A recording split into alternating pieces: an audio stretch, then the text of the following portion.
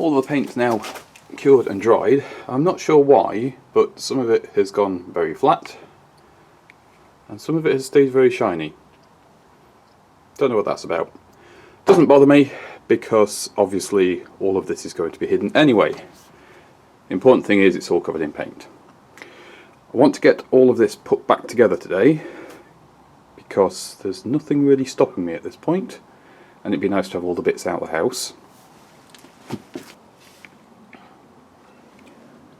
First job will be addressing this. I've got to get this injected with some woodworm killer first and let that dry before I do anything else. It's going to be a case of do a bit on a job like this, let it dry and do something else while I wait. Just got to use the same treatment as before. I ordered these syringes online, there's all sorts of them available. Decanted a bit into the jar just to make it easier, and the goal is to get in here, anywhere you can see a little hole, and just inject it with the woodworm killer. So if there is anything still in there, then it will get to it. Hopefully it'll be enough. Now I've already been through and I've done quite a few of these and forgot to press the record button. But what I've found is when you inject the fluid, if it squirts back out at you, it means the hole's not very deep.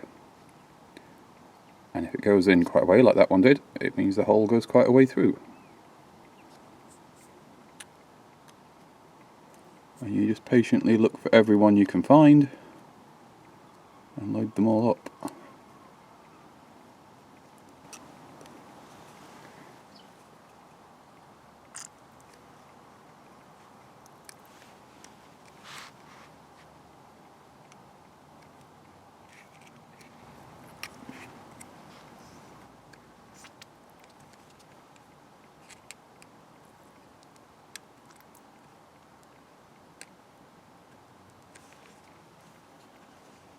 I would say that's probably everything.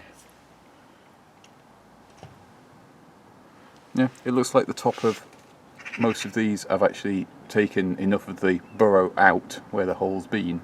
There just isn't really anything to inject. I mean, there's a little hole there, but yeah, there's no depth to them, which is good.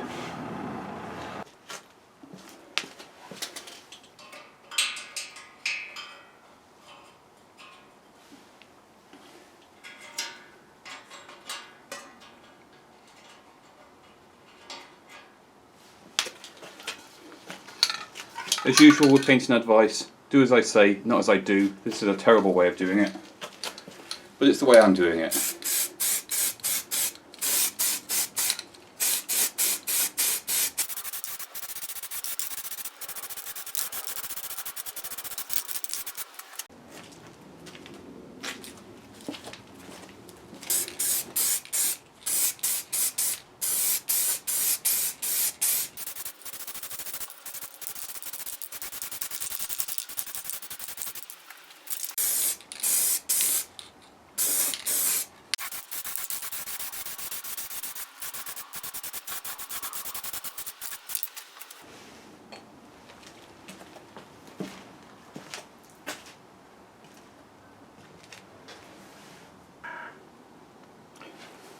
One thing to put in that wasn't in there when we got the car is some grommets to stop the wiring from chafing, and I've encountered a slight problem here, which is that my drill bits don't go big enough.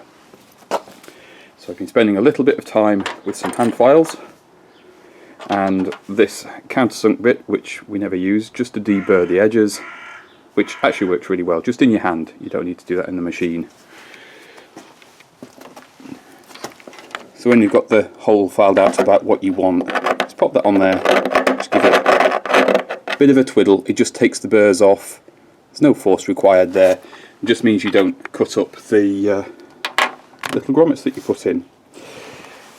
I'm going to just stick some paint on here because this is now bare steel, and once that's dried we'll get the grommets in properly.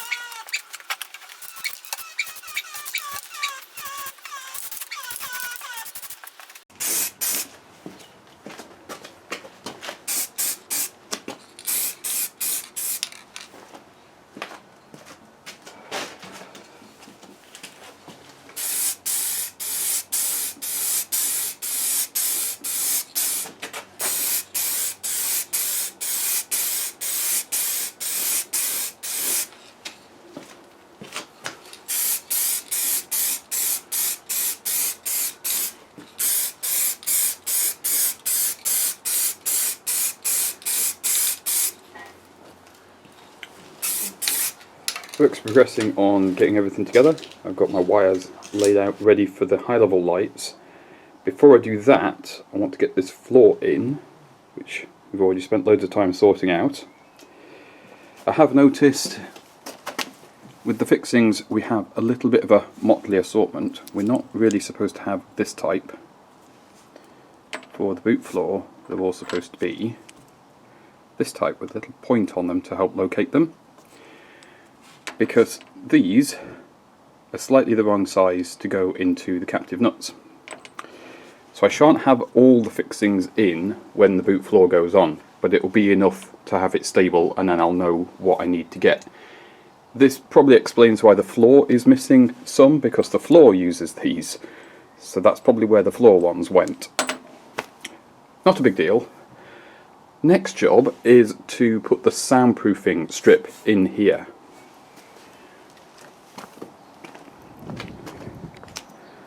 These are all the bits of soundproofing wool that I've salvaged, and a couple of batteries.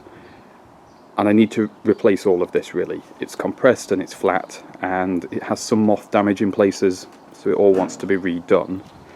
This isn't as complicated as it looks. It is just some strips with some slots in them.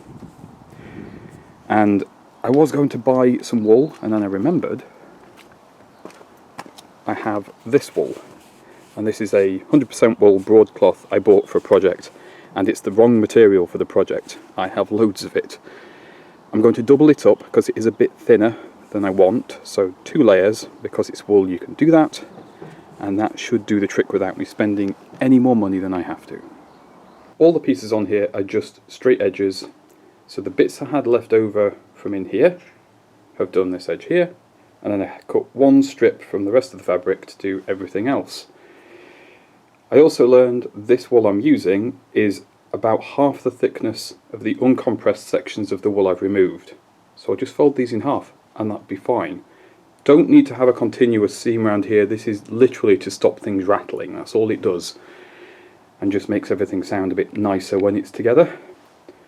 I'm going to stick this all on with some Yoo-hoo glue because I don't need anything better than that for this particular job. And I still have loads of that fabric left, and all the bits and pieces on here which will eventually be discarded because I don't really have a use for them.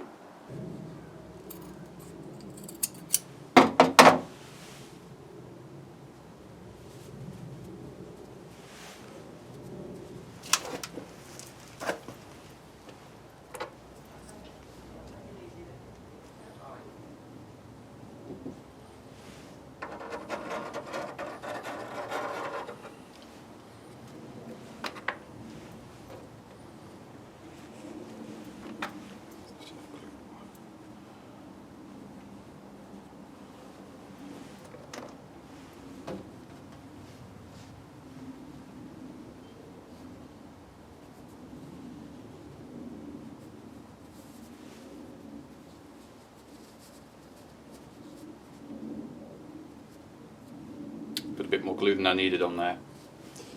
Oh well, doesn't matter. Where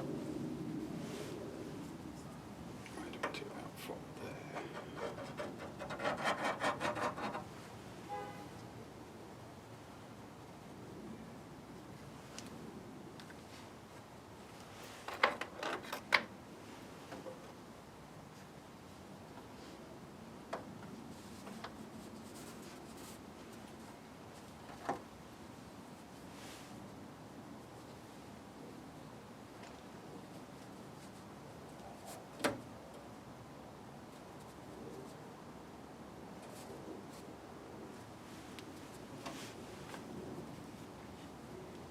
This one's a slightly funny shape, so I just trim the wonky bits off.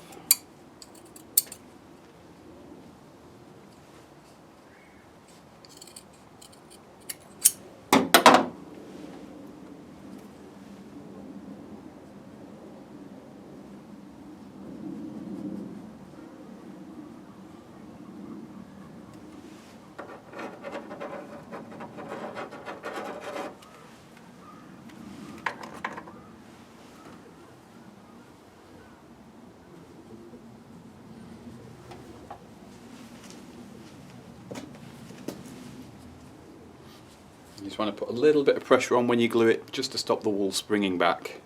But the wool's quite absorbent, so it will soak up the glue, and it bonds really well with Yoo-hoo. If you find any of it comes unstuck later, it's not a big deal. Just go in, stick a little bit more glue on. I won't be able to show you doing the back section. I will be in the way of the camera to get to it, so I shall bring you back when I've got all of this glued in. All the felt strips in, ready to go. I've also done the felt on the back of the petrol tank access cover. On the smaller one, I did need to cut the slots in like they had on the original pieces I took off. The only thing I've not got here yet is the holes for the bolts to go through. And I also don't have the rubber. There's supposed to be a small piece of rubber here which provides sort of a seal against the filler neck and prevents dirt and water and things getting in the boot. I've ordered some rubber sheet, but it has not arrived, so I'm still waiting on that. Hopefully that won't keep me waiting too much longer. Again, these seals are more to stop these metal plates vibrating on the metal floor rather than keeping anything out. But wool is naturally water repellent, so it does actually offer some weather protection.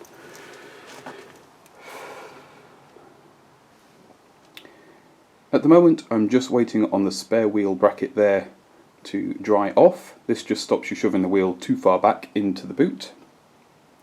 Once they're dried, I can actually bolt those back in here and we can get the floor in. Bits and pieces are steadily going back in now. I have this piece in. The one thing I really dislike about this is the clamp here. There is a screw hole there, but it doesn't line up with either of the two screws that have been drilled into it. And where these go, there are two screw holes, because it looks like somebody drilled one set wrong. It's not the prettiest thing, but it's just how it is. Whether that's how it always was, or a previous owner has done that, I don't know. But it works, so it can go in. These brackets are in as well. These are for the spare wheel, so you can't push it too far back. That stops them.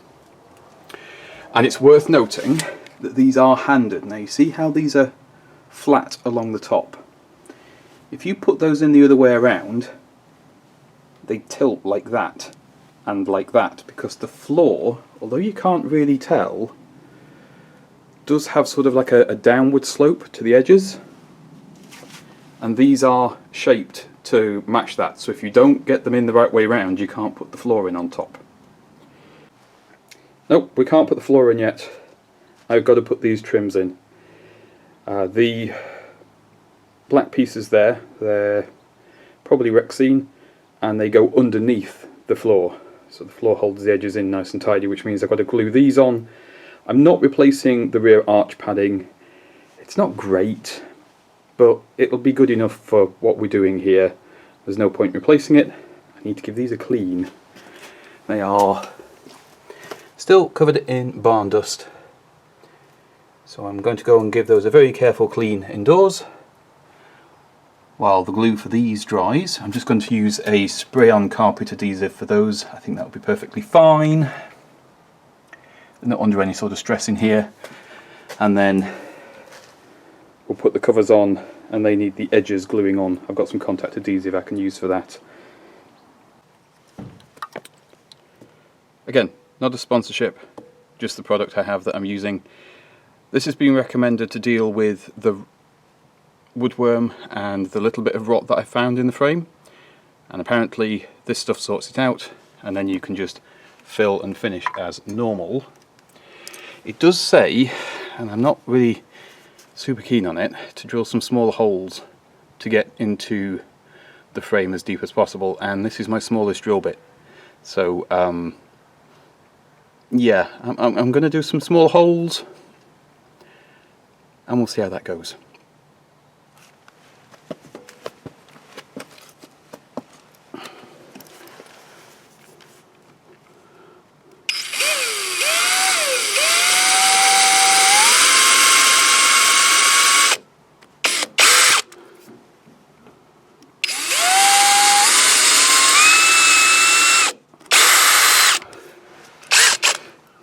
It's a bit softer than I'd like, but oh well, that's what it is. Oh, that's better.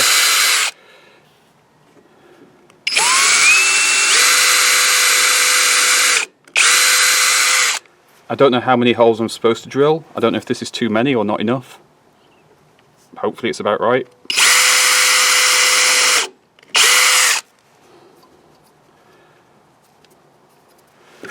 I'm trying to make sure I don't go so far through this that I hit the aluminium on the other side and dent it. I'll stick another one just up here, I think.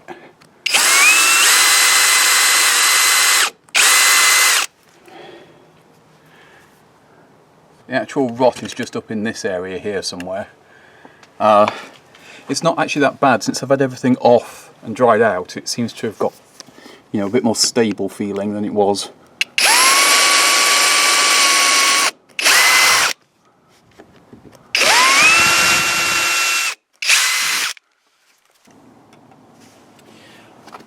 I imagine this is some sort of resin. Oh, those holes I drilled are very small and I don't know where they are now. There's one.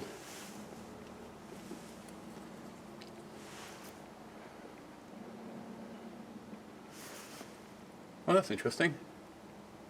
That's gone in where I drilled it and then come across and popped out back there somewhere.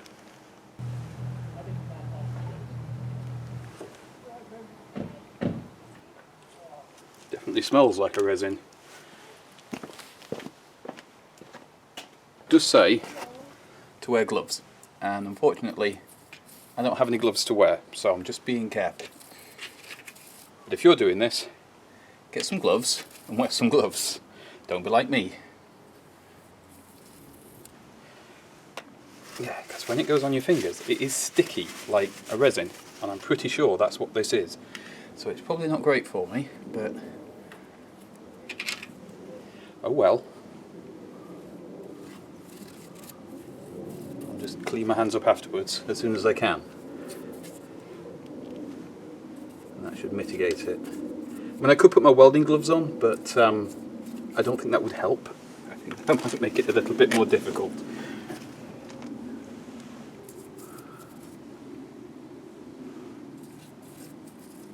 I'm just putting on as much as the wood will soak up, really.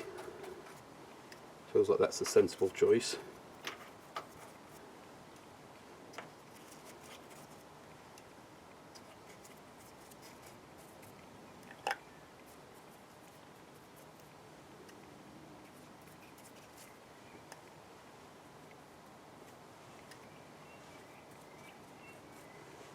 It's actually soaking up a lot on this section, but then this is the worst bit, so it's not that surprising.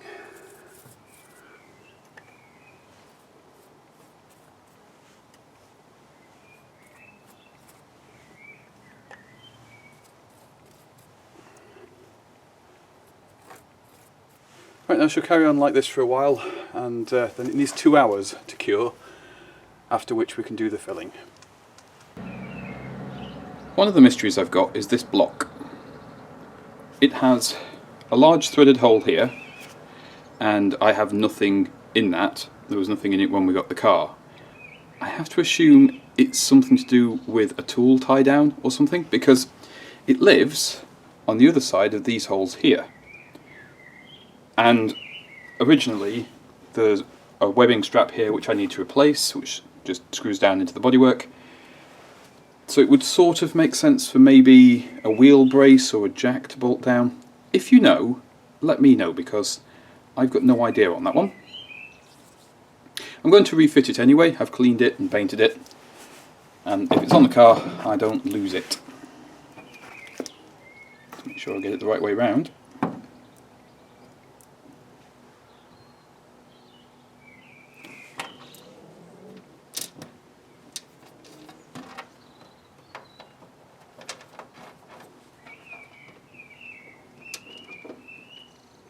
There's nothing fancy to it either. It is literally just a solid block of steel with 5 holes tapped into it. 4 for these screws and 1 for something that's much larger.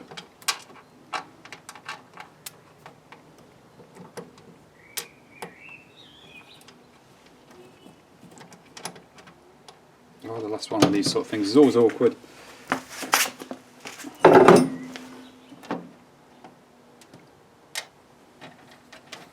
There we go.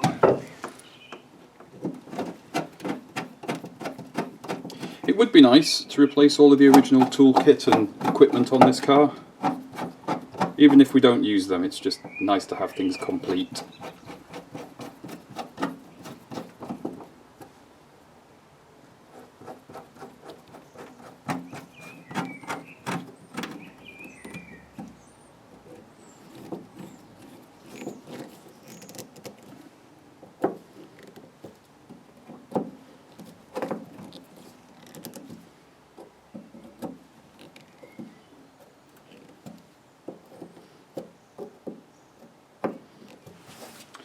And of course, because everything's black, everything looks filthy as soon as you touch it. I think as well that I'm ready to put the floor in. I think I've figured everything out now. After gluing the padding in underneath these black trims, I had a look at these black trims and there's no sign there was ever any glue on them. So I've opted not to glue them in this instance because there will be a trim that goes here which captures this edge, the floor captures that edge, and then there's a trim that goes up underneath the boot lid and that captures that top edge there. So there's not really any need for any glue. All of your edges are all clamped down with other trims. The tricky part is getting the board in. It was difficult to get out and it's going to be difficult to get back in.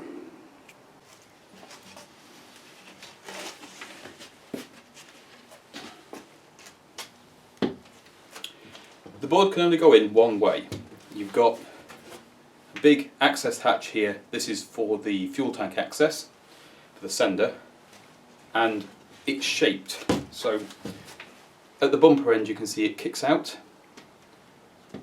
On the driver's side, where the main loom goes, this corner is cut slightly differently because you need the wires to be able to go up past the board.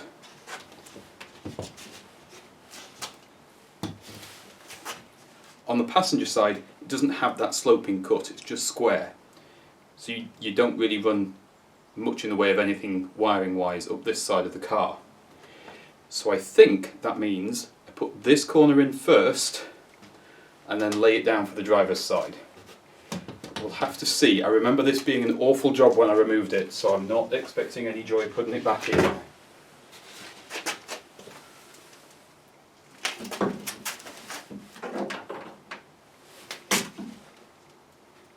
I've also got to make sure that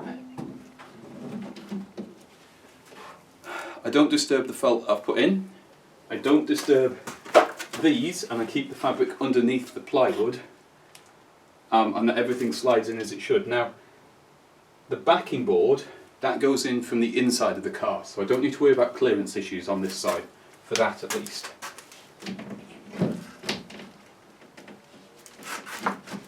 Oh, that might just work.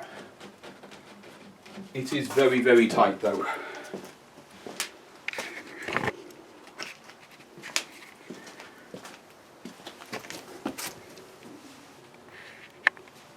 So here's the shaped bit, and you can see where the wiring runs there.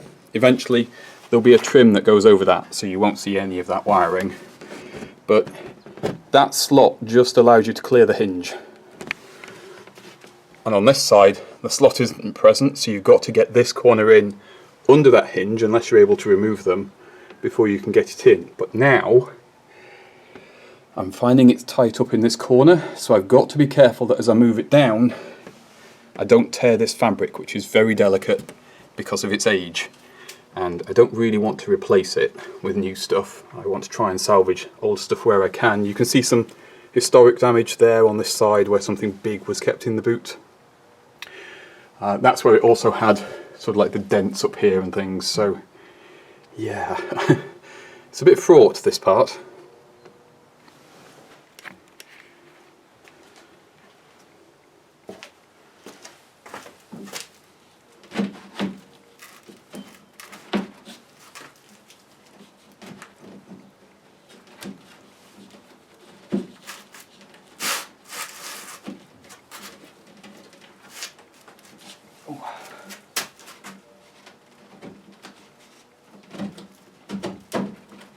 There's no wiggle room at all on any of this.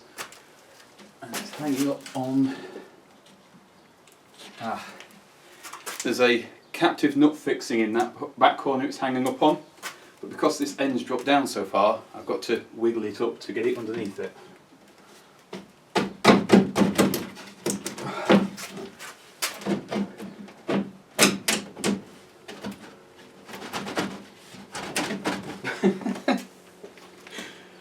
Ah, what a job.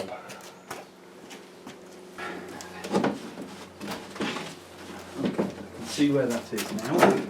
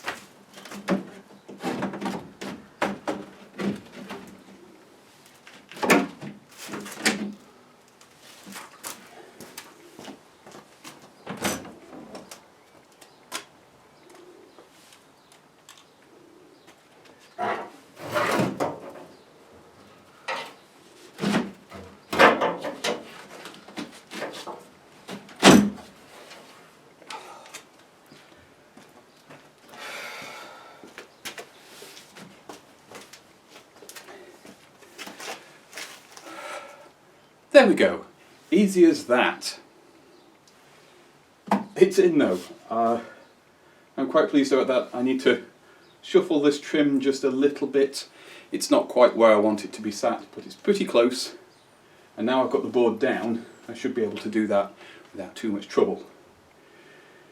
Right, I'm going to have a finagle and just check everything's as it should be, and then we can start fastening this all down properly. Finally.